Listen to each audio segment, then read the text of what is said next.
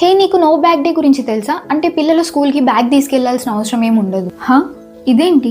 Central government ఒక పాలసీని తీసుకొచ్చింది, నో బ్యాగ్ డే అని. అంటే ఇయర్లో ఒక 10 days పిల్లలు స్కూల్కి అసలు ఈ బ్యాగ్ని తీసుకెళ్లాల్సిన అవసరం ఉండదు. మరి స్కూల్కి బ్యాగ్ తీసుకెళ్ళకపోతే ఆ డే మొత్తం వాళ్ళు ఏం చేస్తారు? ఆ రోజు స్కూల్ మేనేజ్మెంట్ వాళ్ళు పిల్లలకి ఎక్స్ట్రా కరికులర్ యాక్టివిటీస్ని నేర్పించాల్సి ఉంటుంది. లైక్ కార్పెంటర్స్ని, ఎలక్ట్రీషియన్స్ని, గార్డెనర్స్ని మీట్ అవ్వడము, cooking, financial literacy, yoga, first aid, agriculture ఫీల్డ్స్ని చూపించడము, మ్యూజిక్, డ్యాన్స్, స్టోరీ టెల్లింగ్, ఇలా చాలా ఉంటాయి. అయితే 1st to 10th స్టాండర్డ్ కిడ్స్కి అందరికీ ఇది లేదు, ఇది ఓన్లీ 6 to 8 స్టాండర్డ్ కిడ్స్కి మాత్రమే.